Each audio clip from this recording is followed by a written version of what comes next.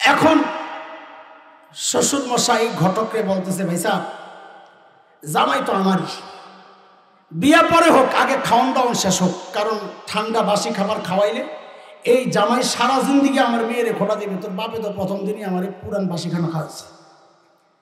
আচ্ছা বলেন এমনটা হয় কি না যে বিয়ে পরে হবে খানা দানা শেষ হোক, এমন হয়? কথা বলেন হয়? হয় কথা বলেন হয়?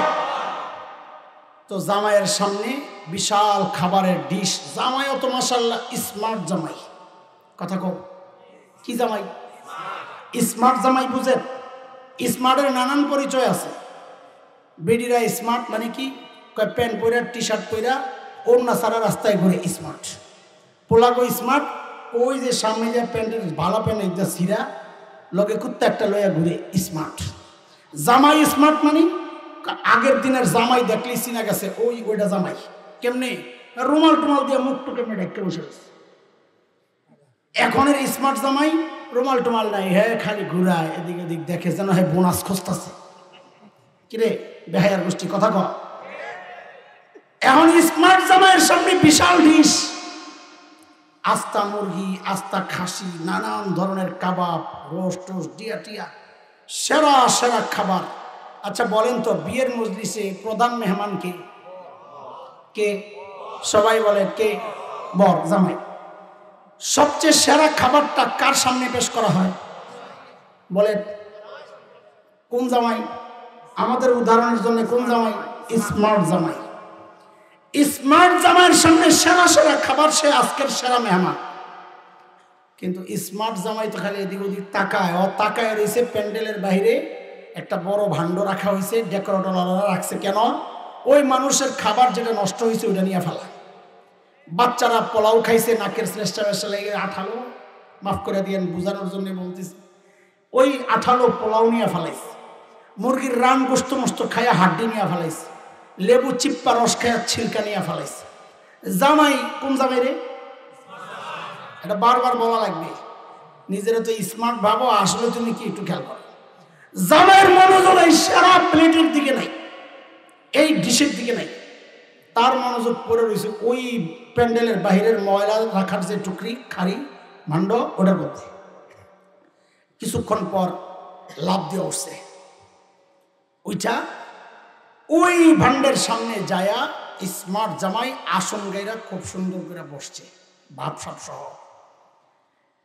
ওইখান থেকে হাড্ডি একটা উঠেছে, পোলাও দুটা মুখে দেয়, আর হাড্ডির গোস্ত তো নাই, একটা চাবানি দেয়, আর লেবুর ছিলকায় রস তো নাই, ছিলকায় একটা কামড় দিয়ে খুব ভাবলে খাইতেছে। শাশুড়ি জামাইয়ের জন্য একটা স্পেশাল পায়েস বানাইছিল। শ্বশুর মশাই বলে আমি নিজ হাতে ওরে খাওয়াইতে চাই, পরিবেশন করব। তো শাশুড়ি বলে না। শ্বশুর ওই পেয়ালা হাতি নিয়ে বিয়ের প্যান্ডেলে যেখানে খাবারের আয়োজন, এখানে আইসা জামাই খুঁজে পায় না। জামাই গেল কোন জামাই জানি? জামাই খুঁজতে খুঁজতে শ্বশুরের নজর পড়ছে, জামাই যায় বসছে ওখানে। এমন শ্বশুর বিড় বিড় করে বলে, কুত্তার আসনে জামাই কেন? জামাইয়ের আসনটা খালি কেন? আসলে ওখানে বসার কথা কার? এই ময়লা খাওয়ার কথা কার?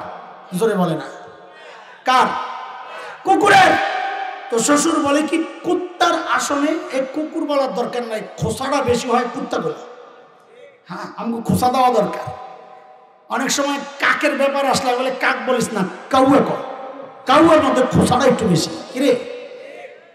তো শ্বশুর বলতেছে কুত্তার আসনে জামাই কেন? জামাইয়ের আসন। ঘটকরে ডাক দিছে, মিয়া ভাই দিকে আসে, কি সমস্যা? আপনি না বললেন জামাই বলে স্মার্ট? হ্যাঁ ভেরি স্মার্ট। কত ভেরি ছুড়াইতেছে বেটা, বাইন্দারে লাগাইছে বিটা। আচ্ছা আপনারা বলেন তো, এই ছেলের কাছে কেউ মেয়ে দিবে? আপনি দিবেন? বোন দিবেন? আপনজন দিবেন? কেন? আপনি বলবেন ঘোড়ার ডিমের স্পার্ট, ও পাগল। কি বলবেন? বলেন বলেন তাড়াতাড়ি বলেন। এই জামাই সুস্থ না পাগল?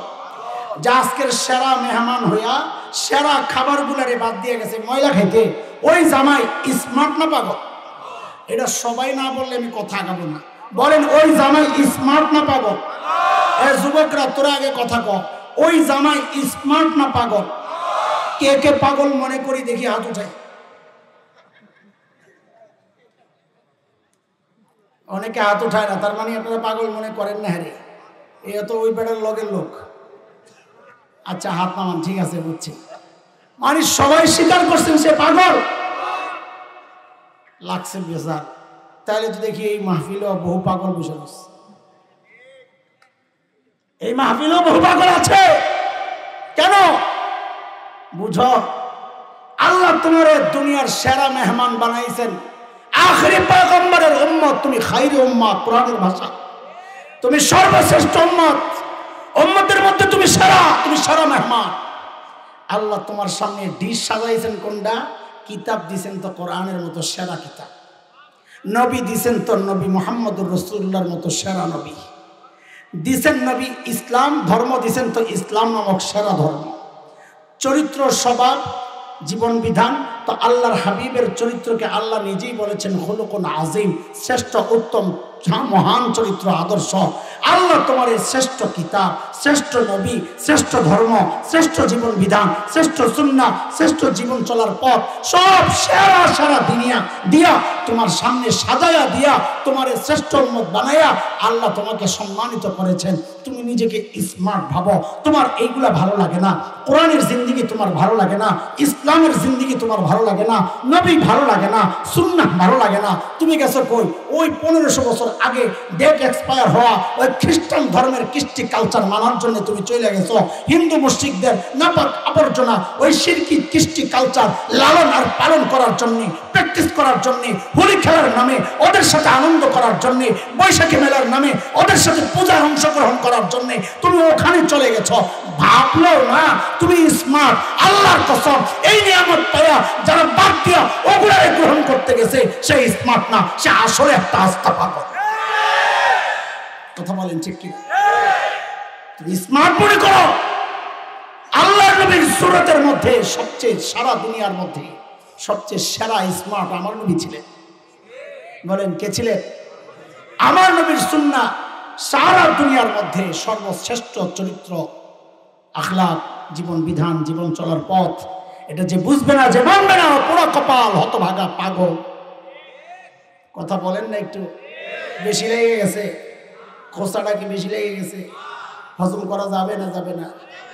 আচ্ছা বলেন, পাগল থাকবেন না সুস্থ হইবেন? চিকিৎসা আমি ইঞ্জেকশন দিতেছি, মনে আছে তো? চিকিৎসা করাইতেছি, খালি মানুষেরটাই ভালো লাগে, নিজেরটা শুনতে ভালো লাগে না। এই জন্য অনুমতি নিয়ে ঢুকছি, ঢুকুন কিনা না বাইরেই থাকবো বলছেন, ঢুকেন। তো চিকিৎসা তো করা লাগবে। এখন বলেন, পাগলামি থাকবে না ছাড়বে? বলেন, পাগলামি চলবে না ছাড়বে? ছাড়তে রাজি ইনশাআল্লাহ? কে কে ছাড়তে রাজি? আল্লাহু আকবার। আল্লাহকে সাক্ষী বানাই তো ইনশাআল্লাহ। মাশাআল্লাহ। হাত নামান। ঠিক আছে, জামাই বাবু মন খারাপ, আজকে খাইতে মনে নাও চাইতে পারে, নতুন নতুন তো অন্তত একটু ছিঁড়া খায়া শ্বশুরকে দেখান যে আমি পাগল না, আমি সুস্থ। এটা তো করতে পারি নাকি? একটু গোস্ত ছিঁড়া খাইয়া দেখাইতে পারি না শ্বশুরকে? অথবা ওই যে পায়েস যেটা আনছে শ্বশুর ফিন্নি, ওটা একটু খাইয়া দেখাইতে পারি না, বাবা আমি রাগ করি নাই, আমার মনটা ভালো না, নতুন বিয়ে করতে আইছি। এটা তো জামাই করতে পারে নাকি? জামাইরা কথা কস না কেন? পারে না? পারে না? কথা কন, পারে না? পারে না? তো আজকে আমরাও চাই নবীর একটা সুন্নতের গোস্তের টুকরা খায়া তুমিও বলবা যে আমিও পাগল না, বুঝি নাই। আমি ইনশাল্লাহ সামনে থেকে যা দিব শাশুড়ি সব খামো। এটা পরে আপাতত আজকে একটা কিছু খায়া তো আমার দেখাও। বলে বুঝলাম না হুজুর, এত চিপা দিয়া কথা বাইর করেন। তো সরাসরি বলি, এতদিন যারা দাড়ি কাটছ, আজকে একটা সুন্নাহ মানে একটা গোস্তের টুকরা খাইতে বুঝি গেল, একটা সুন্নাহর ওয়াদা দিয়া অন্তত আমাদেরকে বুঝায়া যাও যে তুমি আসলে পাগলটা বুঝো নাই। যারা যারা দাড়ি কাটছি এতদিন নবীর মহব্বতে, একজন আল্লাহর বান্দা আমরা চাই আজকে, যে আজকে দাঁড়ায়া বলবে ইনশাআল্লাহ আমি এতদিন এইভাবে বুঝি নাই, আল্লাহ শ্রেষ্ঠ জিনিস দিচ্ছেন, আমি নিয়ামত হারাইছি।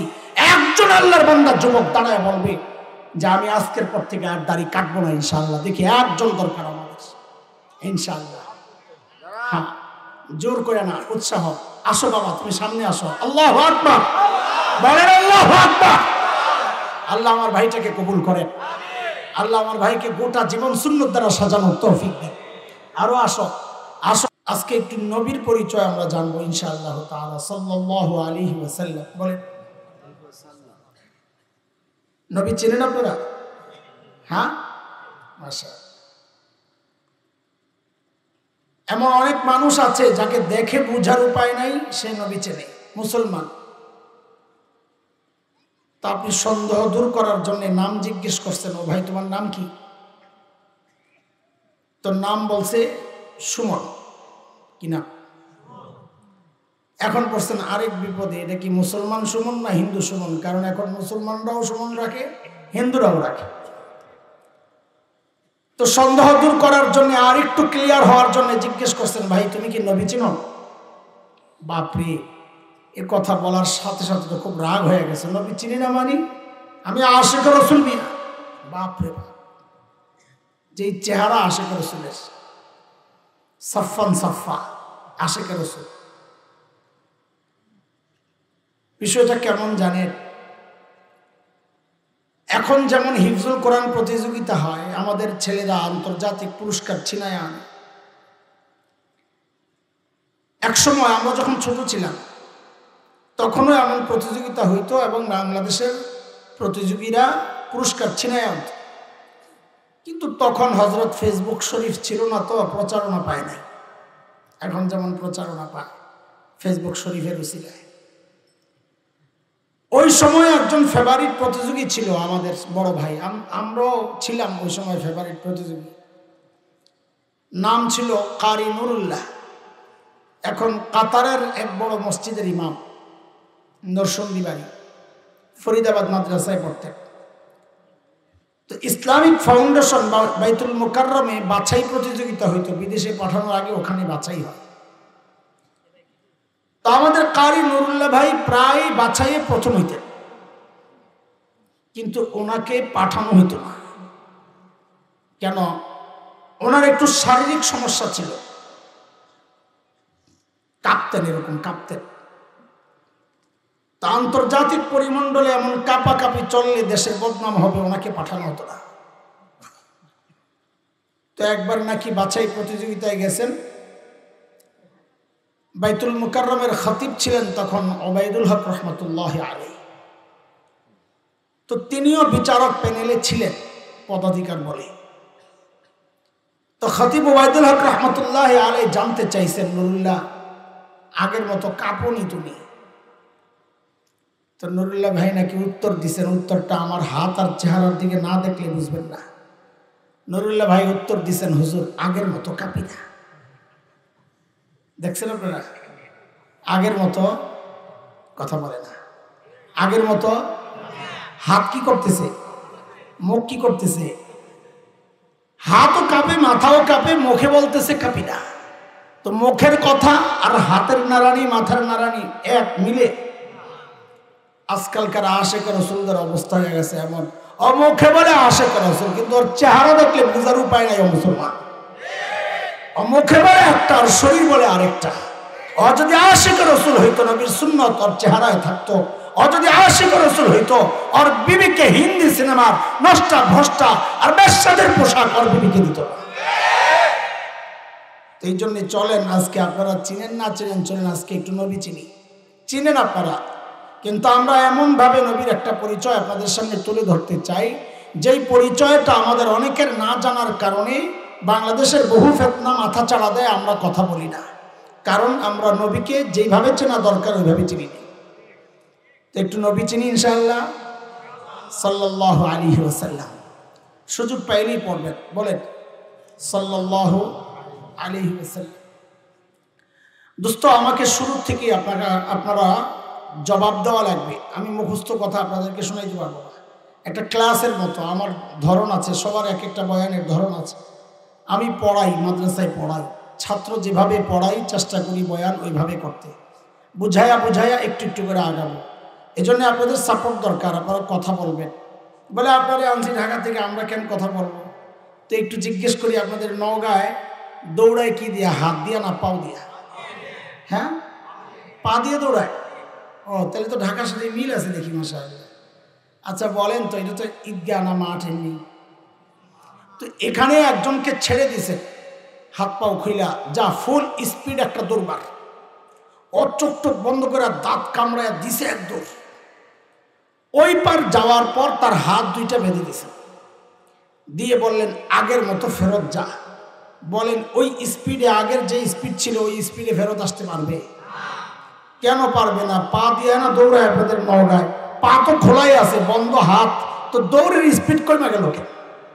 বলে কারণ হচ্ছে পা যখন দৌড়ায় হাত তখন চুপ থাকে না, হাতের একটা ভূমিকা থাকে, হাত নড়ে চড়ে আর পাওকে বলে দোস্ত তুই একা না, তোর সাথে আমরাও আছি। পায়ের কথা শুনলেই তার দৌড়ের গতি বেড়ে যায়।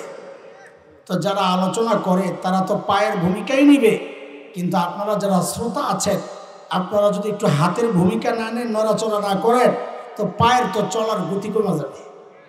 এই জন্য মাঝে মধ্যে জাগা মতো ঠিক ইয়েস নো হা সুবহানাল্লাহ বলা যাবে তো ইনশাআল্লাহ। ঘুমায় টুমায় যান নাই তো? না, কারি সাহেব যে টান মারছে ঘুমায় কুকুর থেকে। সুবহানাল্লাহ, আল্লাহ বরকত দেন। আল্লাহ, প্রথম তো মনে করছিলাম কারি সাহেবের বেচারার গলা ভেঙে গেছে, এখন দিন মাইকের গলা ভাঙা, আমার কারি সাহেব ঠিক আছে। সুবহানাল্লাহ। বলেন এবার আমার সাথে, আল্লাহ তাআলা আমাদেরকে কত নিয়ামত দিছে? সহি জবাব দেন, বলা বড় কথা কর। কত নিয়ামত? অসংখ্য। সাবাস, অনেক না, কি বলেন?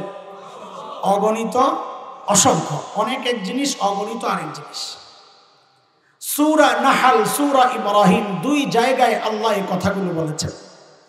আল্লাহ বলেন وَإِن تَعُدُّوا نِعْمَةَ اللَّهِ لَا تُحْصُوهَا إِنَّ الْإِنسَانَ لَظَلُومٌ كَفَّارٌ।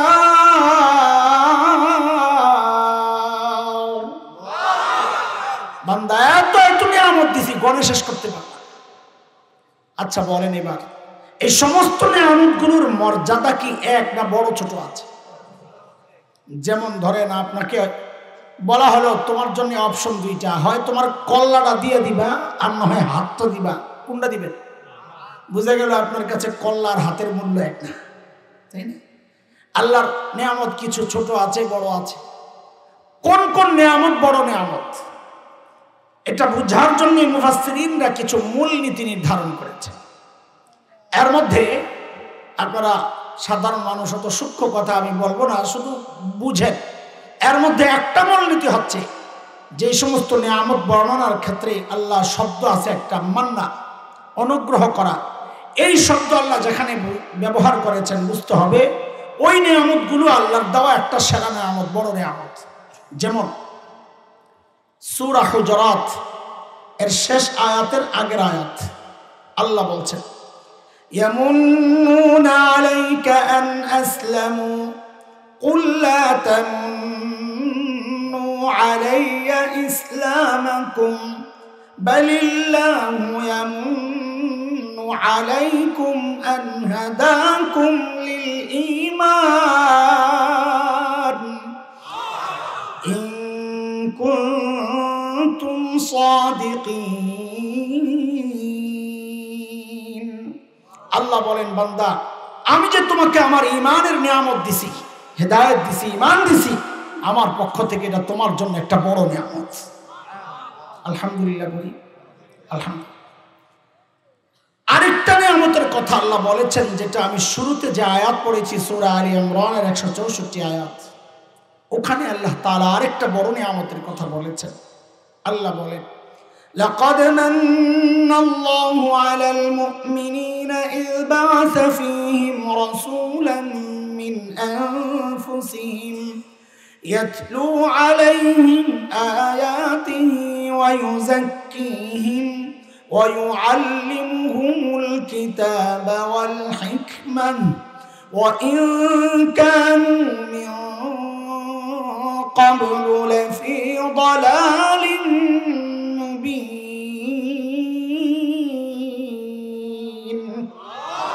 আল্লাহ বলেন বান্দা, আমি যে আমার শ্রেষ্ঠ রসুলকে তোমাদের রসুল বানাইয়া পাঠাইছি, এটা আমার পক্ষ থেকে তোমাদের জন্য আরেকটা বড় নিয়ামত।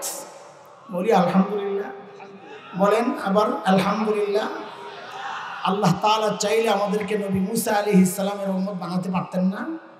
ঈসা আলাইহিস সালাম পারতেন না? করেন নাই কেন?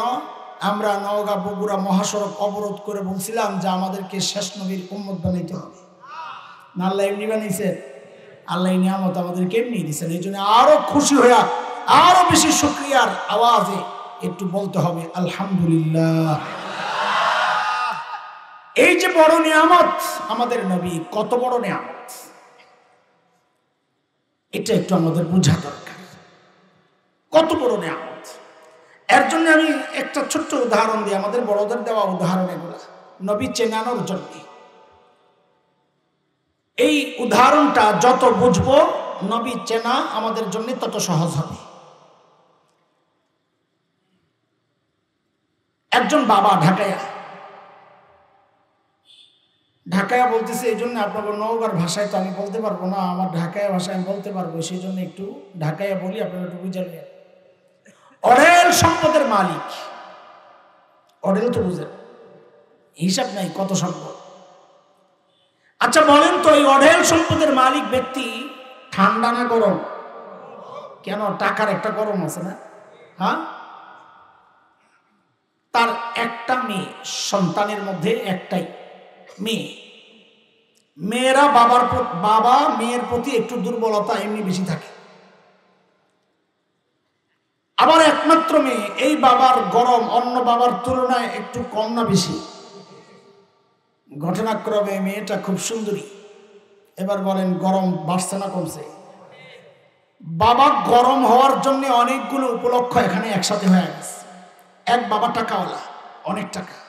দুই, একমাত্র বাচ্চা। তিন, ওইটাও আবার মেয়ে। চার, সুন্দরী মেয়ে।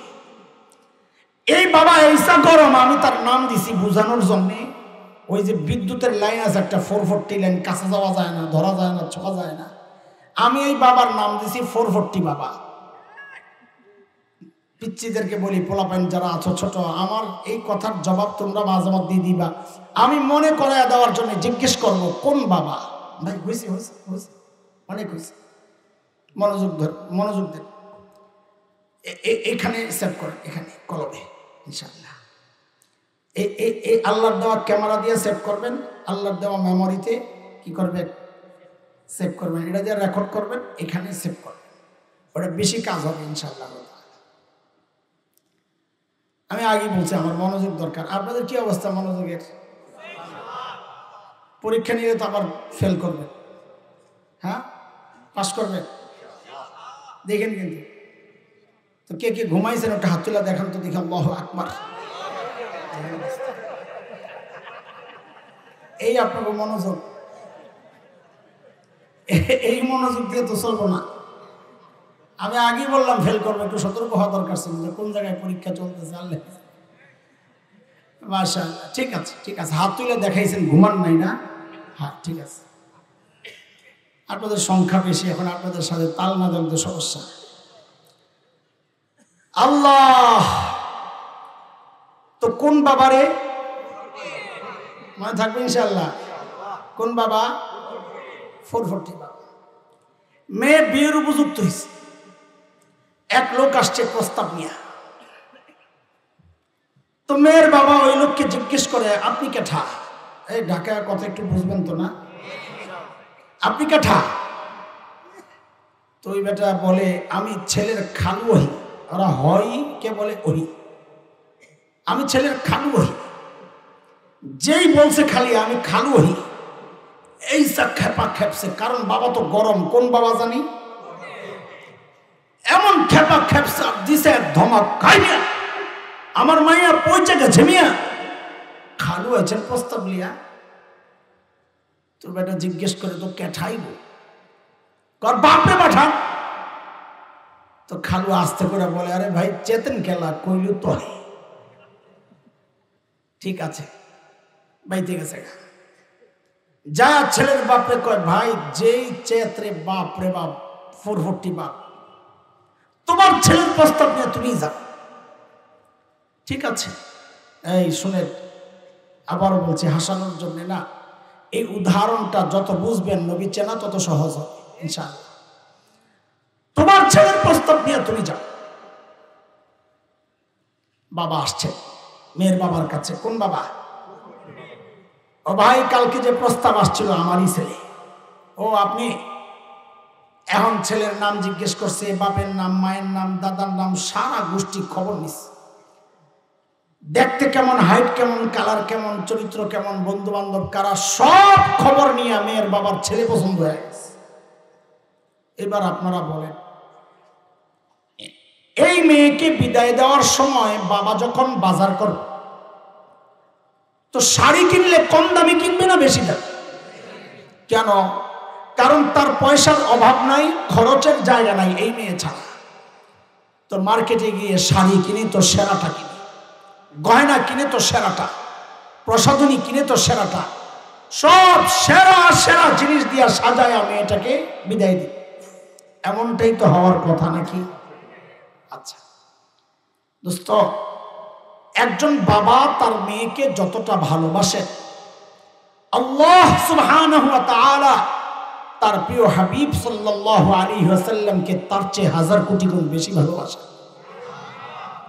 একজন বাবা তার মেয়েকে বিদায় দেওয়ার সময় যদি সব সেরা সেরা জিনিস দিয়া, সামর্থ্যের সবটুকু দিয়া সাজায়া পাঠাইতে পারেন, তো আল্লাহ আমার নবীকে দুনিয়ায় বিদায় দেওয়ার সময় সব সেরা সেরা জিনিস দিয়া সাজায়া তারপরে আমার নবীকে দুনিয়ায় বিদায় দিছে। এখন শুধু বুঝতে থাকেন কি কি সেরা সেরা দিছে, তাইলে নবীর পরিচয় আমরা জানবো। আমি ওই আঙ্গিকেই পরিচয় দিব ইনশাআল্লাহ, যে আঙ্গিকে নবীর পরিচয়টা দিলে ওই ফিতনা নিয়ে কথা বলা যাবে। আপনারা ভাইবেন না খালি বসে বসে নবীর পরিচয় দিব, ধরনটা বয়ানের একটু বুঝানেন। ছোট্ট বাচ্চাদেরকে ডাক্তারের কাছে নিলে ডাক্তার যখন বুঝে একে ইঞ্জেকশন দেওয়া লাগবে, তো ডাক্তাররা সরাসরি ধৈর্য বাচ্চার ইঞ্জেকশন ঢোকায়। কি করে? ওর হাতে একটা চকলেট দেয়, নে রে বাবা খা, একটা খেলনা দেয়, না ও খেলো। বাচ্চা ওই চকলেট খায় আর খেলায় যখন মশগুল, ওই ফাঁকে ডাক্তার আস্তে আস্তে ইঞ্জেকশন রেডি করে। যে রেডি হয়ে যায় জিজ্ঞেস করে, আব্বু কোনোদিন পিঁপড়ার কামড় খাইছো? খাইছি আঙ্কেল। ব্যথা লাগে? অতটা ভাব লইছে না, ব্যথা লাগে না, নাথিং। তো ডাক্তারকে দেখো তো এমন নাকি, তো আস্তে ইঞ্জেকশনটা যখন ঢুকাইয়া দেয়, এখন তো শর্মে আগে ভাব লইছে, তো শর্মে কানতেও পারে না। আবার চকলেটের ঘুষ দিছে, খানার ঘুষ দুনিয়ার মধ্যে সবচেয়ে মারাত্মক ঘুষ। টাকা দিয়ে যেটা আদায় করতে পারবেন, খাওয়াইলে তার চেয়ে বেশি আদায় করতে পারবেন। হ্যাঁ দোস্ত, আমি আপনাদেরকে শুরুতে ওই চকলেট খাওয়াবো, ফাঁকে ফাঁকে আস্তে আস্তে আমি আমার ইঞ্জেকশন রেডি করতে থাকবো। যে দেখবো দেওয়ার সময় হয়েছে, এবার আস্তে করে ইঞ্জেকশন ঢুকায় দেবো ইনশাআল্লাহ। মাকসাদ তো ইঞ্জেকশন, কিন্তু সরাসরি ইঞ্জেকশন সইতে আপনাদের কষ্ট হবে, বুঝতে কষ্ট হবে। সেই জন্য অনেক দূর থেকে ঘুরাইয়া ঘুরাইয়া ঘুরাইয়া ঘুরাইয়া চকলেট খাওয়ায়া খাওয়ায়া খাওয়ায়া খাওয়ায়া সময় মতো ঠিক ইঞ্জেকশন ঢুকাইয়া দেবো ইনশাআল্লাহ। ঠিক আছে? ধরন বুঝছেন, বয়ানের ধরন বুঝছেন?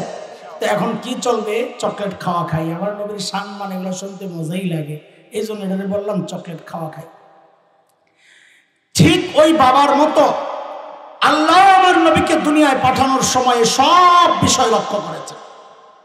সর্বপ্রথম প্রস্তাবের ব্যাপার, আল্লাহ তাআলারও সিদ্ধান্ত, আমি আমার নবীকে দুনিয়ায় ফ্রিতে পাঠাবো না। দুনিয়ার মানুষের নেচার হচ্ছে, যে জিনিস ফ্রিতে পাওয়া যায় তার দাম দেয় না, যে জিনিস অর্জন করা যত কষ্ট তার কাছে সে জিনিসের মূল্য তত বেশি। আল্লাহরও সিদ্ধান্ত, আমি আমার নবীকে ফ্রিতে পাঠাবো না। বলে তো কেমনে পাঠাবেন? বলে আমার কাছ থেকে চায়া নিতে হবে, আমার কাছ থেকে চায়া নিতে হবে, প্রস্তাব দিয়ে নিতে হবে। তো বলে প্রস্তাব কে দিবে? বলে ওই খালুমালু চলবে না, ছেলের বাপ দেওয়া লাগবে। কে? ছেলের বাবা প্রস্তাব দেওয়া লাগবে। তো বলেন আমার নবীর বাবাকে? না না, আলেমরা কথা কর। শাবাশ। খলিল ইব্রাহিম আলাইহিস সালাম, মিল্লাতা আবিকুম ইব্রাহিম হুয়া সাম্মাকুমুল মুসলিমিন।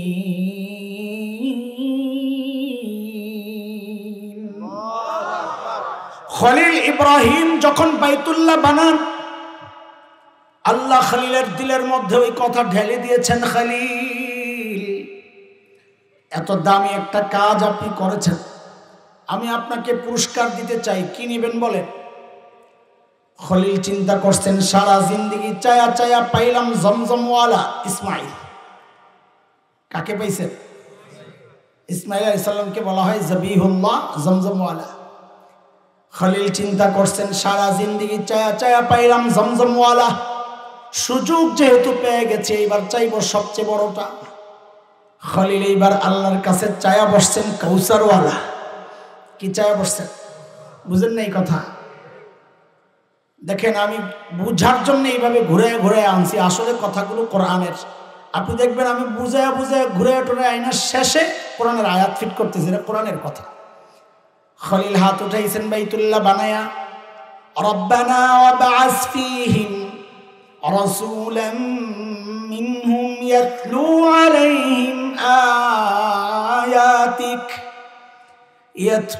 আলাইহিম আয়াতিক ওয়া ইউআল্লিমুহুমুল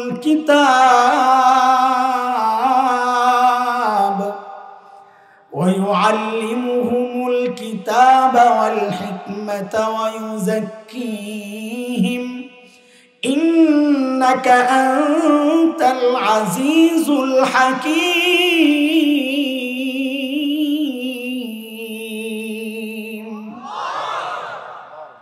আল্লাহ বাইতুল্লাহ বানাইছি আবাদ করার জন্য, শ্রেষ্ঠ রসুল চাই। তো বলেন আমার সাথে, প্রস্তাব পাঠাইলেন খলিলুল্লাহ কে? সবাই বলেন, প্রস্তাব পাঠাইলেন কে? আবার বলেন, প্রস্তাব পাঠাইলেন কে? পাশে কিন্তু বসা জাবিহুল্লাহ ইসমাইল কে? বলে পাশে বসা, আপনি দেখছেন? আমি দেখবো কই থেকে, কোরআন কথা বলে। ওই কথা, ওই দোয়ার আগের আয়াতটাই তো এটা। وَإِذْ يَرْفَعُ إِبْرَاهِيمُ الْقَوَاعِدَ مِنَ الْبَيْتِ وَإِسْمَاعِيلُ। বাপ বেটা মিল্লা যখন বাইতুল্লাহ বানাইছেন, তার মানে বানানোর পরে দোয়ার সময় বেটাও পাশে ছিলেন। তো বলেন প্রস্তাব পাঠাইলেন কে? পাশে বসা জাবিহুল্লাহ। ওই প্রস্তাবে আমিন বইলা সুপারিশ লাগায়া দিয়েছেন আল্লাহ, আমিও চাই। তো এইবার বলেন প্রস্তাব পাঠাইছেন কে? খলিলুল্লাহ। আমিন বলে সুপারিশ করেছেন জাবিহুল্লাহ। বলেন কে? জাবিহুল্লাহ। বুঝে আল্লাহর রাস্তায় জবেহ করার জন্য নির্ধারিত ব্যক্তি, আল্লাহ জবেহ কবুল করছেন, অন্য কিছু দিয়া কাম সারা হয়েছে, তাকে বলে জাবিহুল্লাহ। তো বলেন প্রস্তাব পাঠাইলেন কে? সুপারিশ করলেন কে? যেই অফিসে বসে বসে কারবার চলছিল, ওই অফিসের নাম বাইতুল্লাহ। অফিসের নাম কি? তা আবার বলেন প্রস্তাব পাঠাইলেন কে? সুপারিশ করেছেন কে? অফিসের নাম কি? আল্লাহ বলেন খলিলুল্লাহ প্রস্তাব করেছেন, জাবিহুল্লাহ সুপারিশ করেছেন বাইতুল্লাহ বসে বসে। দোয়া মঞ্জুর, আমিও পাঠায়া দিচ্ছি হাবিবুল্লাহ। নবী যান, আপনার বাবা প্রস্তাব দিছে, আপনারে চাইতেছে, যান। যাওয়ার আগে আল্লাহর নবীকে আল্লাহ একটু আটকায়া দিছেন, একটু অপেক্ষা করে। কিসের অপেক্ষা? এটাও বুঝেন, মাহফিল দিয়েই বুঝেন। প্রধান বক্তা আসার কথা 10টায়, রাস্তায় একটু দেরি হয়েছে, আসতে আসতে তো একটু সময় লাগতেছে। তো আয়োজকদেরকে ফোন দিছে, ভাই আসতে একটু সময় লাগবে, আগের বক্তারে বলেন বয়ান একটু চালাইয়া নিতে। তো আগের বক্তার কাছে স্লিপ আসছে, হযরত প্রধান বক্তা আসতে আরো 10-15 মিনিট লাগতে পারে, বয়ান একটু চালাইয়া নেন। বিশ্বাস করে যত বড় বক্তা হোক, ফিনিশিং দেওয়ার পর যদি বলে আর একটু চালায় নেন, তো মিজাজটা খারাপ হয়ে যায়। কেন? কারণ তখন কথা চলতে থাকে এলোমেলো। ফিনিশিং দেওয়া হয়ে গেছে, মূল কথা শেষ, এখন কথা চলে এলোমেলো। পাবলিক হইল ডিজিটাল, এলোমেলো কথা যে চলতেছে এটা বুঝে ফেলে। তখন পাবলিকের মধ্যে শ্রেণী হয় 3টা। এক শ্রেণীর চুপচাপ বসে থাকে যে জায়গা ছাড়বো না, তাহলে পরে জায়গা পাবো না। আরেক শ্রেণী বুড়া বয়স্ক মানুষ, অসুস্থ, একটু অজু ইস্তেঞ্জা করতে যায়। আরেকটা শ্রেণী আছে দূরে যায় শয়তানের লেঞ্জা টানে। আছে আছে, মাহফিলটা একটু এলোমেলো এলোমেলো হয়ে গেছে। এর মধ্যেই প্রধান বক্তা ফোন দিছে আয়োজকদের, ভাই আমি এসে বসছি, আপনাদের মাইকের আওয়াজ পাওয়া যায়। এই শুই নাই আয়োজকদের কলিজায় পানি আসছে, এই যা একটা স্লোগান লাগা, এলোমেলো মাহফিলকে একটু জমাইতে হবে। স্লোগান কে দিবে?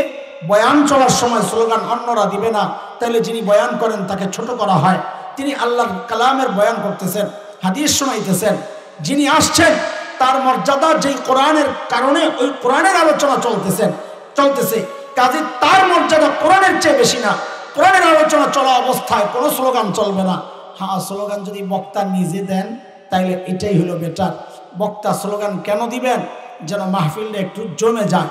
তো স্লোগান দেয় প্রধান বক্তার আগমন, শুভেচ্ছা, স্বাগতম, লিল্লাহি তাকবীর, আল্লাহু আকবার করে করে আগে বলেন, করে এগুলা হয় হয় হয়। কেন হয়? মজমা জমার জন্য। ঠিক আল্লাহ তাআলাও আমার নবীকে দুনিয়ায় পাঠানোর আগে দিয়ে আটকাইছেন, হাবিব একটু অপেক্ষা। কেন? বলে আপনি প্রধান অতিথি, আপনি প্রধান বক্তা, আপনি দুনিয়ায় যাবেন, মাহফিল একটু এলোমেলো হয়ে গেছে, আমি মাহফিলটার একটু গুছায় লই, একটা স্লোগান দেওয়া নেই। বলে স্লোগান কে দিবে? বলে আপনার আগের বক্তা নবী ঈসা আলাইহিস সালাম স্লোগান দিবে। ও নবী ঈসা স্লোগান আপনি লাগান। নবী ঈসা স্লোগান দিবেন। এই যে এতক্ষণ বুঝাইছি এটাও কোরআনের কথা। সূরা সফ আয়াত 6 হযরত ঈসা স্লোগান লাগাইলেন কি? শুনেন আল্লাহ কি বলতেছে। وَإِذْ قَالَ عِيسَى ابْنُ مَرْيَمَ يَا بَنِي إسرائيل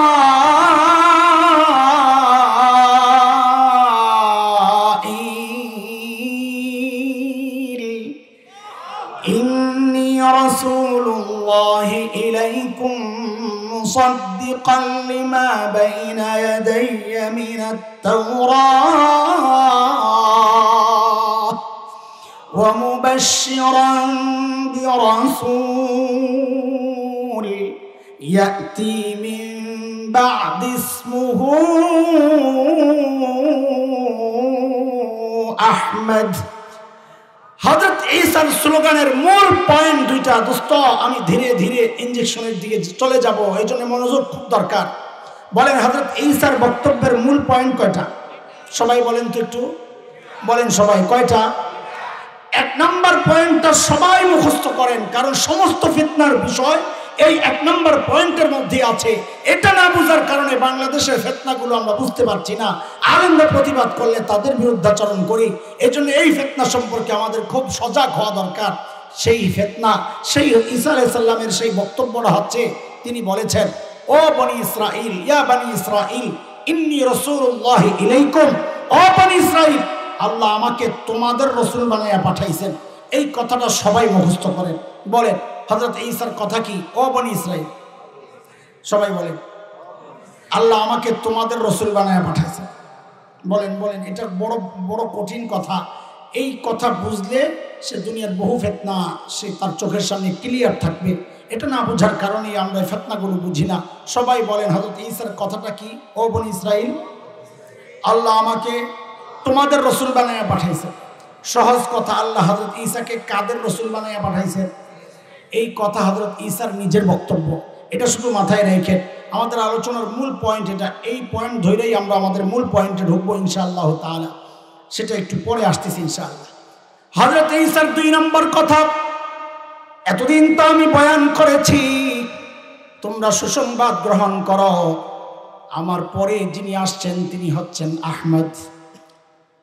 আল্লাহ তাআলা আমার নবীকে যা দিয়েছেন সব সেরা সেরা জিনিস দিয়ে সাজায়া দুনিয়ায় পাঠিয়েছেন। আরে নাম দিয়েছেন তো 2টা সেরা নাম। আমার নবীর এক নাম আহমদ, আর এক নাম মুহাম্মদ। আহমদ মানে সবচেয়ে বেশি প্রশংসাকারী, মুহাম্মদ মানে সবচেয়ে বেশি প্রশংসিত। আমার তো ইলম কালাম কম, কিন্তু শুধু এই 2 নাম নিয়ে যদি নাড়াচাড়া করি রাত শেষ হয়ে যাবে, কাম শেষ হবে না। আজীব এক মজা এই 2 নামের মধ্যে। মুহাম্মদ মানে সবচেয়ে বেশি প্রশংসিত। বলেন সবচেয়ে বেশি কি নাম আল্লাহ রাখছেন দেখেন। কাফেররা বড় মুশকিলে পড়ে গেছে, বাজারে গিয়ে বদনাম করতেছে, এই যে মুহাম্মদ মানে কি সবচেয়ে বেশি। বলেন মানে কি সবচেয়ে বেশি? বাজারে যায় বলে ওই যে মুহাম্মদ আছে না, খারাপ লোক, নাউজুবিল্লাহ, তার কাছে যাইও না। তো পাবলিক কি বলে জানেন? যিনি সবচেয়ে বেশি প্রশংসিত তিনি আবার খারাপ হয় কেমনে? লাগছে নি বেজাল?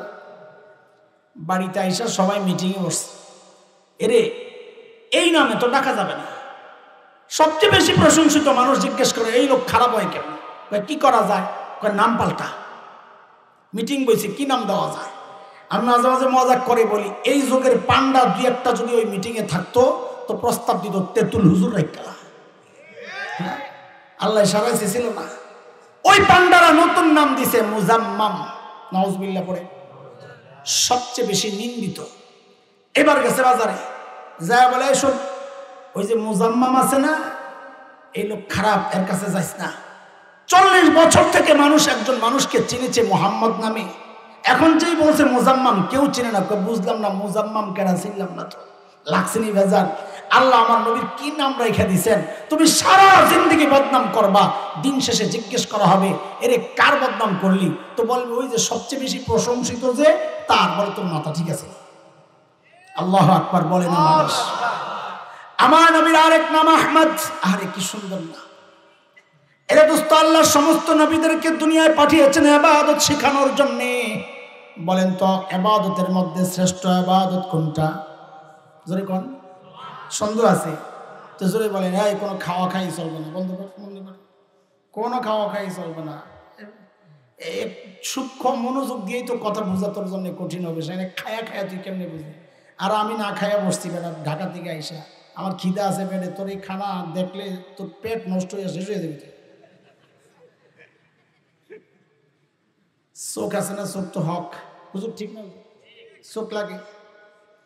কোনো খাওয়া খাই চলবে না। আচ্ছা আপনারা তো এমনি বন্ধ করবেন না, গোপনে গোপনে খাইবেন, তাই না? একটা ব্যবস্থা আছে আমার কাছে, আমি একটা দোয়া করব, সবাই জোরে সোরে আমিন বলবেন। আল্লাহ পান ছাড়া, এই দোয়া পানের আওতায় না, আল্লাহ এই মাহফিলে বসে বসে যারা বাদাম টাদাম হাবে যাবে চাপাইব, আল্লাহ সব দিন পেট নষ্ট করে দেবো। জোরে আমিন কর, জোরে আমিন কর। আমি মুসাফির মানুষ রে, খা তুই এবার ভালো করে খা।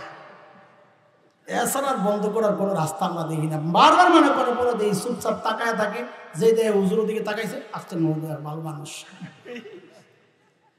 এখন এই সুরত বাইর করছি, এখন আর কেউ খায় না। মনোযোগ দরকার, এই জন্য বলতেছি। বলেন এবার ইবাদতের মধ্যে শ্রেষ্ঠ ইবাদত কোনটা?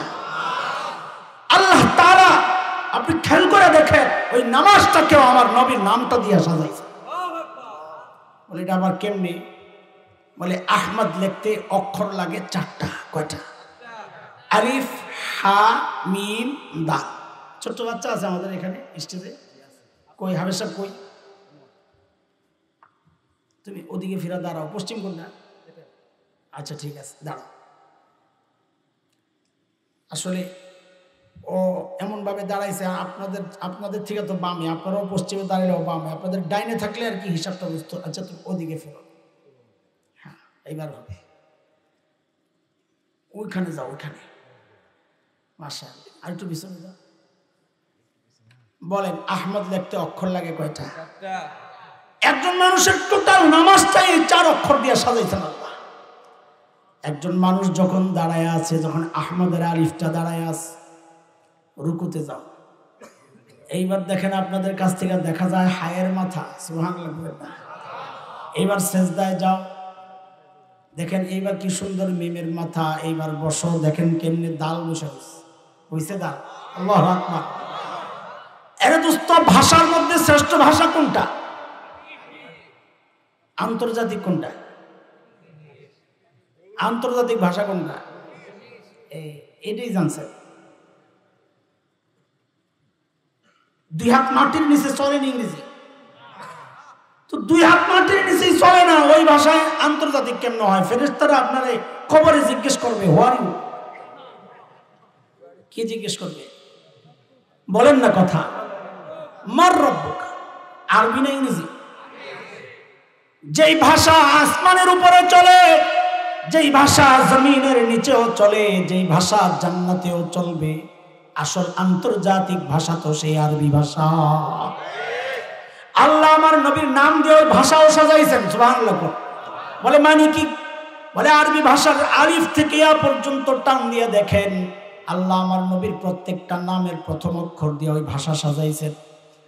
আপনি যদি আলিফ টান দেন আমার নবী আহমদ, আপনি যদি বা টান দেন আমার নবী বশীর, আপনি যদি তা টান দেন আমার নবী তাকি, মুত্তাকি পরহেজগার, আপনি যদি সা টান দেন আমার নবী আস-সাকিব, ধ্রুবতারা, আপনি যদি জিম টান দেন আমার নবী জামিল, আপনি যদি হা টান দেন আমার নবী হামিদ, মাহমুদ, আহমদ, আপনি যদি খা টান দেন আমার নবী খাতামুন নবীন, আপনি যদি দাল টান দেন আমার নবী দাইয়ান ইলাল্লাহ, আপনি যদি জাল টান দেন আমার নবী জাকি, মেধাবী, আপনি যদি রা টান দেন আমার নবী রাহমাতুল লিল আলামিন, আপনি যদি যা টান দেন আমার নবী জাইরুল জান্নাহ, দুনিয়ায় থেকে জান্নাত ভ্রমণ করে আসছেন।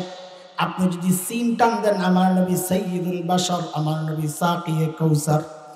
আপনি যদি শিনকে টান দেন আমার নবী শফিউল মুজনিবিন। আপনি যদি সাদকে টান দেন আমার নবী সফিউল্লাহ। আপনি যদি দাদকে টান দেন আমার নবী দামিন উম্মতের জিম্মাদার। আপনি যদি তাকে টান দেন আমার নবী তাইয়িব, আমার নবী তাহির। আপনি যদি জাকে টান দেন আমার নবী জাহির। বেদাতীরা বলেন নবী গায়েবও জানে জাহেরও জানে, বলেন গায়েব জানেন শুধু আল্লাহ। আপনি যদি আইনকে টান দেন আমার নবী আব্দুল্লাহ। আপনি যদি গায়বকে টান দেন গুয়ুর মানে আত্মমর্যাদা, নবী বলেছেন আমি তোমাদের মধ্যে আগিয়ার সবচেয়ে বেশি আত্মমর্যাদাশীল। আপনি যদি ফাকে টান দেন আমার নবী ফারিক বাইনাল হাক্কি ওয়াল বাতিল, হক বাতিলের চূড়ান্ত পার্থক্যকারী। আপনি যদি কফকে টান দেন আমার নবী কারিউল কোরআন, কোরআনের সর্বপ্রথম পাঠক। আপনি যদি কাফকে টান দেন আমার নবী কাফিলুল উম্মাহ, উম্মতের দায়িত্বশীল। আপনি যদি লামকে টান দেন আমার নবী লাঈমুশ শাইতান, শয়তানের সবচেয়ে বড় নিন্দাকারী। আপনি যদি মিমকে টান দেন আমার নবী মুহাম্মদ, আমার নবী মাহমুদ, আমার নবী মাহবুব, আমার নবী মুস্তাফা, আমার নবী মুস্তাফা সাল্লাল্লাহু আলাইহি ওয়াসাল্লাম। আপনি যদি ওয়াওকে টান দেন আমার নবী ওয়াকিল। আপনি যদি নুনকে টান দেন আমার নবী নাজির। আপনি যদি হাকে টান দেন আমার নবী হাদিল আলম। আপনি যদি হামজাকে টান দেন আমার নবী আল আমিন। আপনি যদি ইয়াকে টান দেন, আহারে মালিক কত মায়া করে ডাক দিয়েছেন ইয়াসিন। কি বলবো আসলে, আমার নবীকে আল্লাহ যা দিয়েছেন তো সব সেরা সেরা জিনিস দিয়েছেন।